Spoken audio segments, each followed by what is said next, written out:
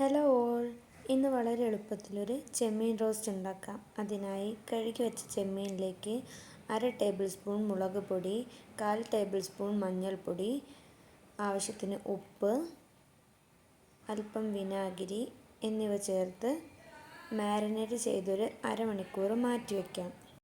ഇനി മസാല തയ്യാറാക്കാനായി ഒരു മിക്സിയുടെ ജാറിലേക്ക് വെളുത്തുള്ളി, ഇഞ്ചി, ചെറിയുള്ളി, വലിയ ജീരകം എന്നിവ ചേർത്തൊന്ന് ചതച്ചെടുക്കാം.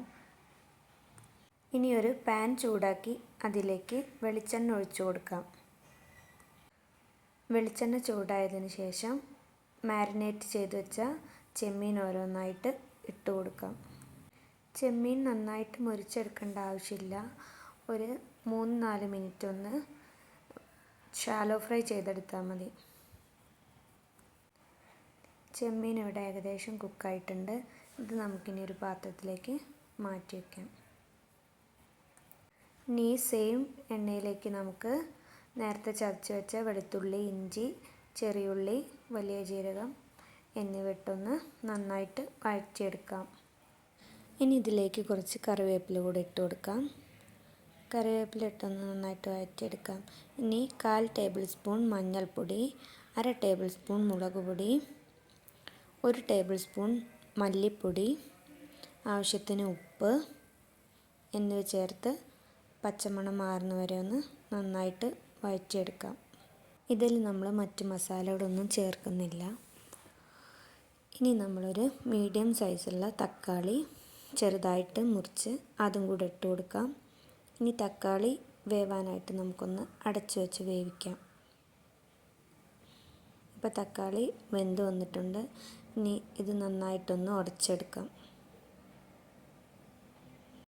ഇനി ഇതിലേക്ക് തേങ്ങാക്കൊത്ത് ചേർത്ത് കൊടുക്കാം. തേങ്ങാക്കൊത്തും കൂടെ ഇട്ടൊന്ന് നന്നായിട്ട് വഴറ്റിയെടുക്കാം.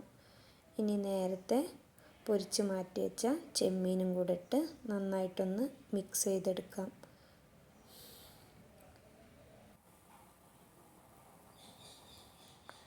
ഇനി ഇതിലേക്ക് കുറച്ച് വെള്ളം ഒഴിച്ച് ഇതൊന്നൊരു 5 മിനിറ്റ് കുക്ക് ചെയ്തെടുക്കാം.